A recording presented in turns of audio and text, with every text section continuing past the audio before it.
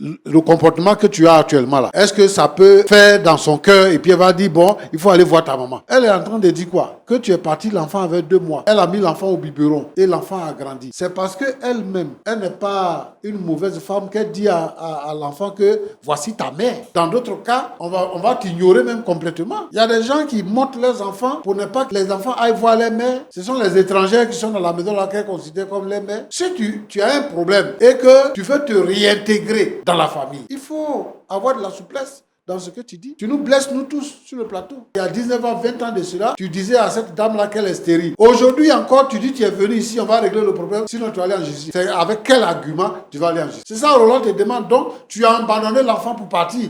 On ne t'a pas chassé. On ne t'a pas privé de l'enfant. Toi-même, tu as abandonné l'enfant. Et tu dis sur le plateau ici, là, c'est parce que je l'ai mis au monde. Sinon, j'ai fait un autre enfant, je me suis remarié. Et toi, tu veux que nous, on règle ça. Tu vois, non? Il faut apprendre à raisonner. Parce que tu n'es plus une petite fille. Peut-être que ton physique, là, qui fait qu'on pense que tu es une petite fille. Mais ton cerveau n'a qu'à grandir aussi. Si tu as besoin de ta fille, il faut avoir une position où on peut dire, ah, vraiment, il faut faire quelque chose pour que la fille puisse avoir plus de relations avec sa maman. Si elle est quitte ici, elle va aller dire ça à son frère. Et puis, eux, ils vont radicaliser leur position. En ce moment, tu auras résolu quel problème. Faut arrêter ça. Faut arrêter. Moi, j'estime qu'une mère doit être avec son enfant. Et c'est ce qu'il faut. Mais si par défaut, la mère n'a pas été avec l'enfant, elle doit savoir comment procéder pour pouvoir avoir la confiance des gens qui sont en face. Quand on est dans la vie, on doit savoir qu'on est des passages. Et tout ce qu'on fait dans la vie là nous revient un jour ou l'autre. C'est vrai, j'ai compris ce que tu as dit. Tu as dit, mais tu as laissé l'enfant depuis toujours. C'est maintenant tu sais que l'enfant va travailler. C'est ça, maintenant tu fais des démarches pour venir. Moi aussi, je pense ça. Mais ce que je veux dire, c'est que c'est sa mère. Vous êtes liés. Ça veut dire qu'elle est partie, elle a abandonné l'enfant, elle est partie. Mais si ton frère n'avait pas eu d'enfant avec elle, la page était tournée. Il n'y avait pas de problème. Mais elle a eu un enfant avec ton frère. Donc,